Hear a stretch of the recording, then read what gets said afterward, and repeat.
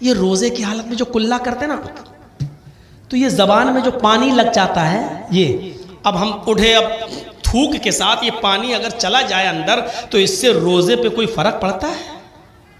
میں نے سوچا بڑا نیک آدمی ہے بیچارہ، کتنا باریک سوال کر رہا ہے. یہ کلا کیا تو تھوڑا تو پانی لگا ہے نا زبان میں، اب اٹھا تھوک گیا اندر تو پانی بھی چلا گیا، تو کیا اس سے روزے پہ فرق پڑے گا؟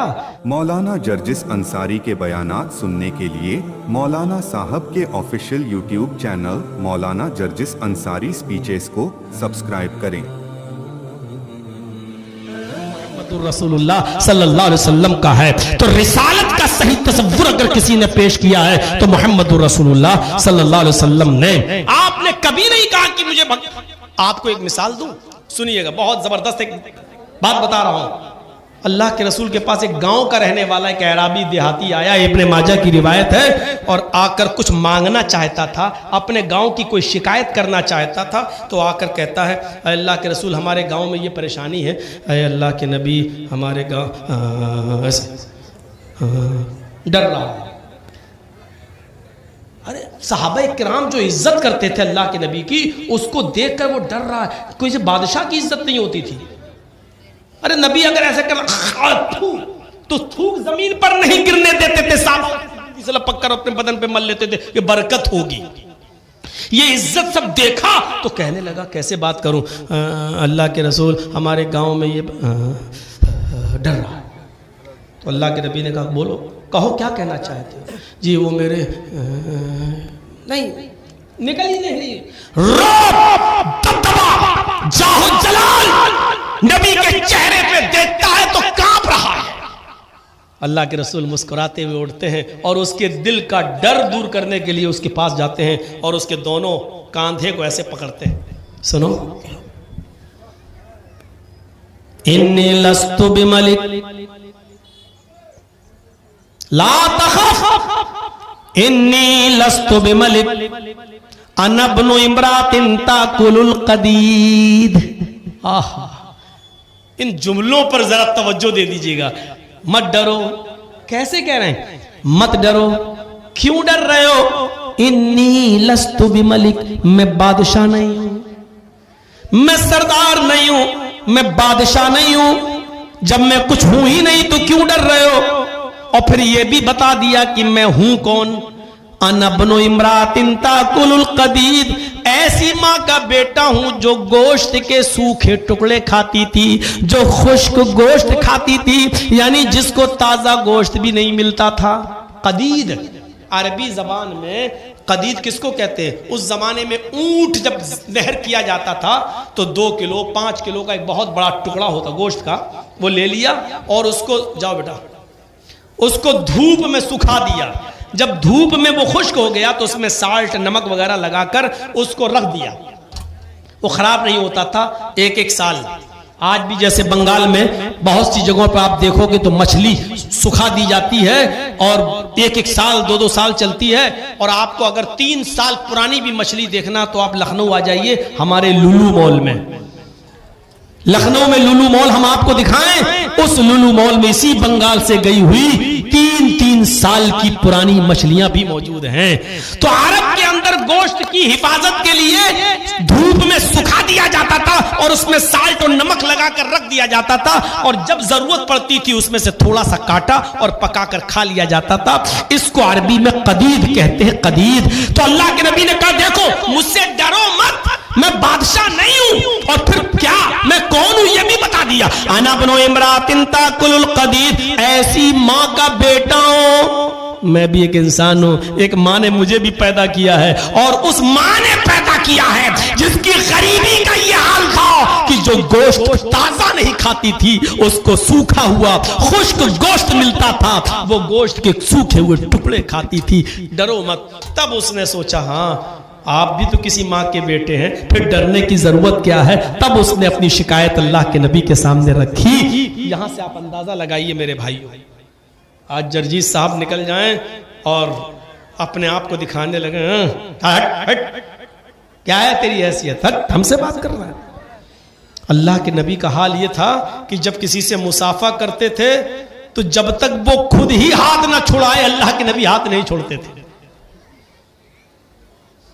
اور 4 آدمی اگر مجھ سے ملنے آ جائیں تو 4 آدمی اپنا اپنا تجربہ بیان کریں گے. ایک کہے گا یار مولانا نے آپ سے زیادہ اچھی طرح بات کی ہے, ہم سے کی ہے لیکن اتنی اچھی طرح نہیں. دوسرا کہے گا نہیں یار ہم سے کچھ کی ہے لیکن اس سے کچھ کم. چاروں لوگ اپنا اپنا تبصرہ بیان کریں گے, لیکن اللہ کے رسول سے اگر 10 آدمی بھی مل کے جاتے تھے تو لڑتے تھے. وہ کہتا تھا کہ مجھ سے سب سے اچھی طرح بات کی, دوسرا کہتا تھا بے چل تجھ سے اچھی طرح مجھ سے بات کی, تیسرا کہتا تھا مجھ سے آپ سے بھی اچھی طرح بات کی. یہ فیصلہ ہی نہیں ہو پاتا تھا کہ سب سے اچھی طرح بات کی کس سے. سب سے ایسا لگتا تھا کہ سب سے اچھی طریقے سے بات کر رہے ہیں. میرے بھائیوں, تکبر اور گھمنڈ کو توڑتے ہوئے اصول بنا دیا. اگر آپ سواری پر بیٹھے ہیں اور کوئی آدمی پیدل چل کے آ رہا ہے تو پیدل چلنے والا سلام نہیں کرے گا. جو گاڑی پر بیٹھا ہو, گھوڑے پر بیٹھا ہو, اونٹ پر بیٹھا ہو, سفر کر رہا ہو, اس کو چاہیے کہ پیدل چلنے والے کو سلام کرے, السلام علیکم. تکبر توڑ دیا. ارے ہم سلام ابھی تھوڑی کر رہے ہیں جو تم جواب دے رہے ہو, میں بتلا رہا ہوں آپ کو, میں بتلا رہا ہوں. یہ تکبر توڑ دیا. اگر جرجیت صاحب فارچونر پہ چل رہے ہیں اور راستے سے کوئی آ رہا ہے تو اس کو سڑک پر اس کا حق نہیں ہے کہ وہ سلام کرے پیدل. جرجیت صاحب کا حق ہے السلام علیکم چاچا کہاں جا رہے ہو, السلام علیکم موسا, السلام علیکم بھائی. یہ جرجیت صاحب تاکہ فارچونر پر بیٹھتے وقت تکبر نہ آ جائے کہ میں بہت بڑی گاڑی پر بیٹھا ہوا ہوں, اس لیے سلام کرو, کیونکہ اس کو تم پھٹیچر نہ سمجھو جو سڑک پہ چل رہا ہے, کیونکہ اللہ کی نظر میں دونوں ایک ہیں. سمجھ رہے ہیں نا. جرجیت صاحب بہت بڑے آدمی بن جائیں, بہت, اور کبھی گوتم پال صاحب کی محبت مل جائے تو بنگال سے ہم چناؤ بھی لڑ جائیں اور ایم ایل اے اور ایم پی بھی بن جائیں, لیکن مسجد میں اگر جائیں گے نماز کے لیے تو جہاں جگہ ملے گی اسی جگہ بیٹھنا پڑے گا. آپ کسی کو ہٹا کر آپ اس کی جگہ پر نہیں بیٹھ سکتے ہیں. پوچھیے علماء سے. میں نے سعودی عرب کی سرزمین پر دیکھا اصغر صاحب کے ساتھ اور ہارون صاحب کے ساتھ, جب میں اپنے ابو کو لے گیا تھا حج کرنے کے لیے, امی کو, اس وقت دیکھا سعودیہ کا بادشاہ آ رہا تھا حج کے لیے, وہ بھی آیا ہوا تھا. تو خانہ کعبہ میں جہاں جگہ ملی وہاں اس کو بیٹھ کے نماز پڑھنا پڑی. امام حرم کے پیچھے اس کو نصیب نہیں ہوا کیونکہ کسی کو چیر نہیں سکتا تھا. جہاں جگہ ملی اسی جگہ پر اس نے وہاں پر نماز پڑھی. نماز کے بعد پھر آگے گیا وہ الگ بات ہے, لیکن کسی کو چیر پھاڑ کر کے کاندھے ہٹا کر اور پھلانگ کر اور چھلانگ کر جا, یہ منع ہے. جہاں جگہ ملی اسی جگہ پر اس کو جانا پڑے گا. تم امیر ہو گئے اپنے گھر پر, دولت مند ہو گئے اپنے گھر میں. جرجیت صاحب تم دولت مند ہو اٹاوا میں, لکھنؤ میں. جرجیت صاحب تم بہت بڑے آدمی ہو لکھنؤ میں, اٹاوا میں. جرجیت صاحب تم چیئرمین ہو لکھنؤ میں, اٹاوا میں. میرے گھر میں آئے ہو مسجد کے اندر تو میرے معمولی غلام کی حیثیت سے آئے ہو. یہاں بھیک مانگنے والا محتاج بھی آیا ہے. ہمارے نظر میں بھکاری اور امیر دونوں برابر ہیں, دونوں. اب جرجیت صاحب کے پاس علم کم ہے اور ایک بھکاری کے پاس علم زیادہ ہے, قرآن اچھا پڑھتا ہے. تو اب جرجیت صاحب نماز نہیں پڑھائیں گے بھلے ہی فارچونر پہ چلتے ہوں. جرجیت صاحب بھلے ہی چیف منسٹر ہو اتر پردیش کے, لیکن وہ نماز نہیں پڑھائیں گے. کیوں؟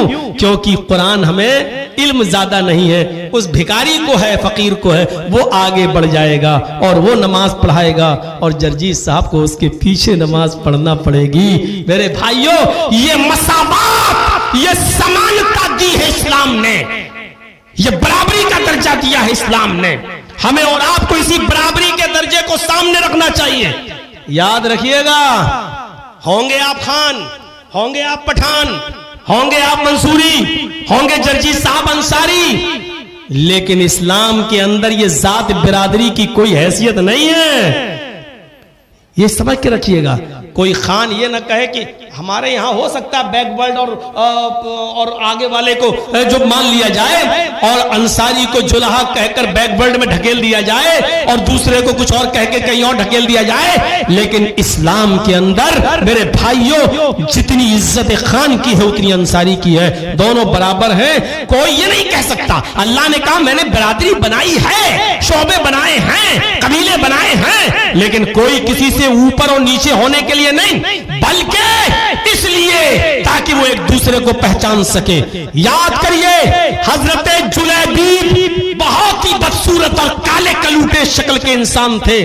وہ کہتے تھے کہ اللہ کے رسول میری شادی نہیں ہوتی, جو لڑکی مجھے دیکھتی ہے وہ ریجیکٹ کر دیتی ہے. اللہ کے نبی نے کہا یہ کالے گورے کا اور اونچ نیچ کا یہ فرق ہمارے ہاں کب سے آ گیا ہے, میں تو ان چیزوں کو مٹانے کے لیے آیا ہوں. آپ نے کہا میں تمہاری شادی مدینے کی سب سے خوبصورت لڑکی سے کراتا ہوں.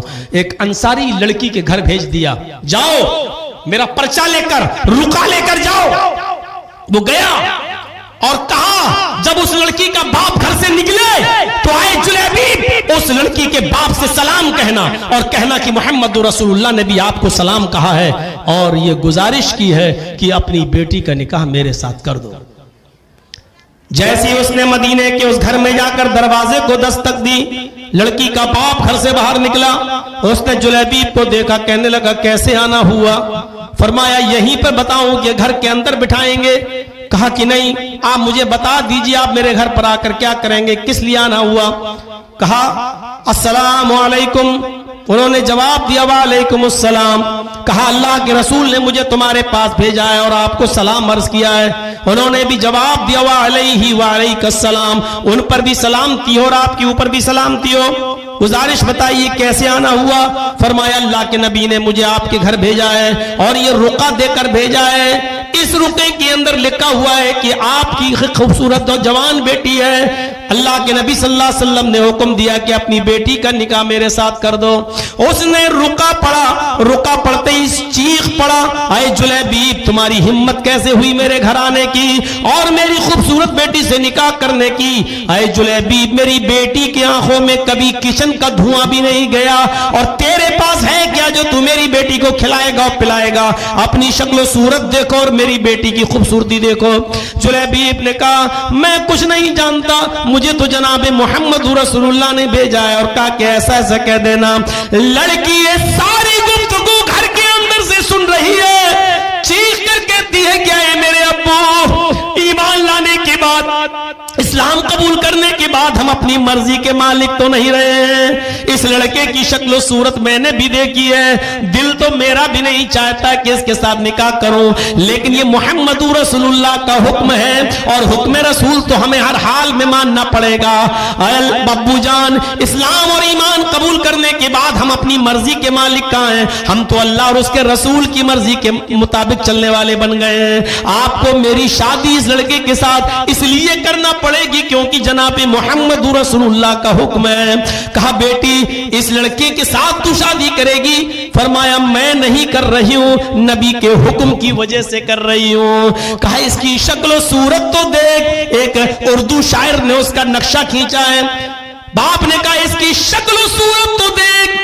لڑکی نے کہا نہ آنے والے کو دیکھ نہ جانے والے کو دیکھ, نہ آنے والے کو دیکھ نہ جانے والے کو دیکھ, دیکھنا ہی ہے تو خط کے بھیجنے والے کو دیکھ.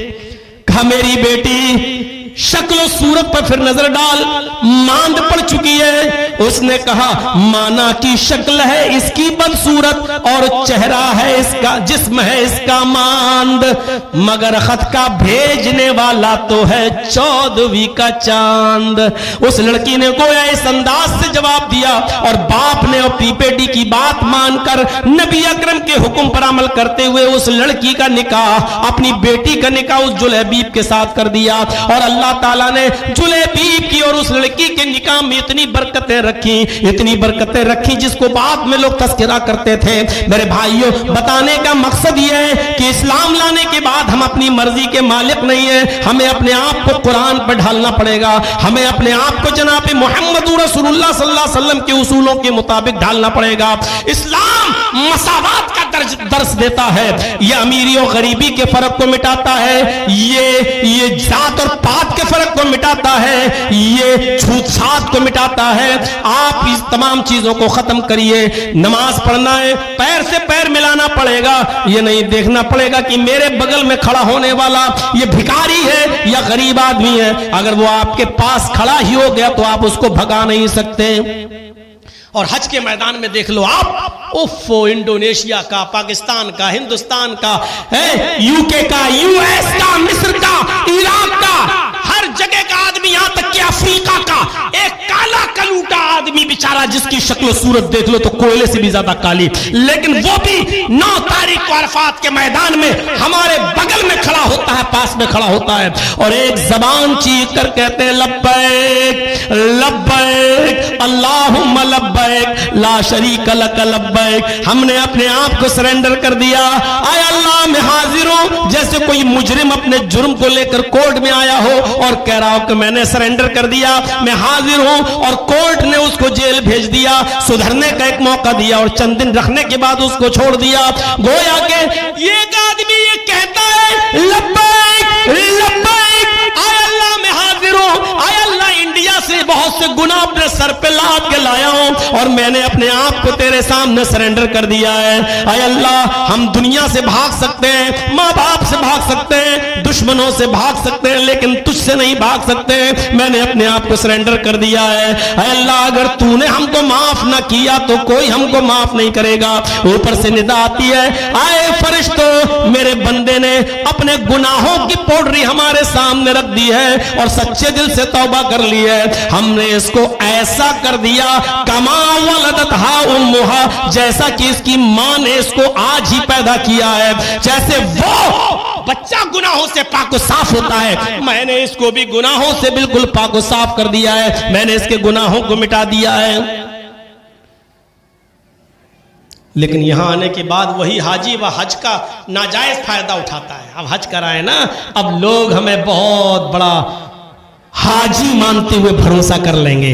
अब दुकान पे बैठ के धोखेबाजी कर रहा है, मोबाइल की दुकान पे बैठा है, लोकल पार्ट्स डालता है और ओरिजिनल पार्ट के पैसे ले रहा है। लोग कह रहे हैं हाजी साहब धोखा थोड़ी देंगे, लंबी दाढ़ी रख ली, अब दाढ़ी की आड़ में शिकार कर रहा है। बहुत से लोग इसलिए हज करने जाते हैं कि हज करने के बाद जब आएंगे तो लोग हमारे ईमानदारी देखकर और दाढ़ी देखकर हम पे भरोसा करेंगे, इस आड़ में हम लोगों को खूब धोखा देंगे। मेरे भाइयों याद रखना, अगर एक दिरहम की भी खयानत की है तो बचोगे नहीं, अगर किसी के साथ 1 रुपए का भी धोखा किया है तो बचोगे नहीं। और आप क्या है, बुखारी पढ़िए, खैबर की जंग हुई और जब माले गनीमत आया अल्लाह के नबी ने ऐलान करवाया कि जिसके पास जो चीज हो जमा कर दो। तमाम लोगों के पास जो माल था सब जमा कर दिया गया। एक आखिरी निदा दी गई, हजरत बिलाल ने आवाज दी, ये आखिरी आवाज है, जिसके पास जो माल हो यहां जमा कर दे। एक सहाबी ने एक चादर ले ली थी खैबर के माल में से, एक चादर ले ली थी, वो नहीं लाए, और जब माल तकसीम हो गया तो कुछ दिन के बाद वो आए, कहा अल्लाह के रसूल मुझे एहसास हो गया है, जहन्नम का डर मेरे दिल में पैदा हो गया है। ये चादर मैंने जंग खैबर को खत्म होने के बाद माल गनीमत के तकसीम होने से पहले ये मैंने ले लिया था, इसलिए चादर में लेकर आया हूं, ये ले लीजिए, कबूल कर लीजिए। आपने कहा क्या तुमने बिलाल की आखिरी आवाज सुनी थी? कहां सुनी थी, फिर भी तुम नहीं लाए? कहा अल्लाह के रसूल लालच आ गया था मेरे अंदर। फरमाया जाओ अब इस चादर को ले जाओ और कयामत के दिन लेकर आना, अब इस चादर के हम कितने टुकड़े करके सहाबा में तकसीम करें। जाओ, नहीं कबूल करता हूं तुम्हारी इस चादर को। नहीं कबूल किया, मजबूर होकर चले गए। लेकिन एक जिहाद के अंदर वो साहबी शहीद हो गए। सहाबा ने कहा इसको खुशखबरी हो, अल्लाह के रसूल कितना लड़ा, अच्छी तरह लड़ा, जिहाद किया, पवित्र धर्म युद्ध किया और लड़ा और लड़कर शहीद हो गया, इसके लिए जन्नत हो। आपने फरमाया नहीं, इस साहबी को तुम जन्नत की बशारत दे रहे हो, नहीं, ये जहन्नम की सबसे निचली खाई में जाएगा, ये जहन्नम के सबसे निचले हिस्से में जाएगा। जो चादर जंगे खैबर में इसने ले ली थी, जो चादर इसने जमा नहीं की थी, लतश्तइलु अलैहि नारा, वो चादर जहन्नम की आग बनकर इसके ऊपर भड़क रही है। जब तक ये उस खयानत की सजा नहीं भुगत लेगा जहन्नम में, मेरे भाइयों ये जन्नत में नहीं जाएगा। एक चादर चुराई थी, वो भी सहाबी ने जंगे खैबर के अंदर से, और वो भी लेके आए थे, लेकिन नबी ने कबूल नहीं किया। अल्लाह के नबी कह रहे हैं ये जहन्नम की सबसे नीचे खाई में जाएगा। हम गौर करें, सुनो, सिर्फ दूसरों की बेईमानी नहीं, अगर आपकी बेटियां हैं और बेटों को अपने जमीन और जायदाद में हिस्सा दे रहे हो और बेटी का हिस्सा मार रहे हो, तो आप भी अपनी बेटियों की अमानत में खयानत कर रहे हैं। आप भाई हैं और आपकी विरासत में से आपकी बहन को हक नहीं मिलता है, तो आप बहन की अमानत में खयानत कर रहे हैं, आपको जहन्नम में सजा दी जाएगी। शादी कर दी तो छुटकारा नहीं पा गए आप? तो बेटी तो तू पराए घर की होती, हमने दे दी। नहीं, वो जमीन और जायदाद में से हिस्सा पाएगी। आपने अपने दामाद को अगर 4 और 5 लाख रुपए का चेक दे दिया या एक मोटरसाइकिल दे दी, तो इसका यह मतलब नहीं कि वो आपकी जमीन और जायदाद से महरूम हो गई है। आपकी विरासत में उसका हक है, उसको मिलेगा। आपकी बहन भी आपकी विरासत में हकदार है, उसको मिलेगा। मेरे भाइयों, मुझे इटावा का वाकया याद आता है रमजान के महीने में कि एक बेचारा लड़का वुजू बना रहा था हमारे बगल में बैठकर, रोजे से वो भी था, मैं भी था, जोहर की नमाज में, तो ऐसे कुल्ला कर रहा था, नाक में पानी डालता। बाद में हमसे कहता है, मौलाना साहब ये रोजे की हालत में जो कुल्ला करते ना, तो ये जबान में जो पानी लग जाता है, ये अब हम उठे, अब थूक के साथ ये पानी अगर चला जाए अंदर तो इससे रोजे पे कोई फर्क पड़ता है?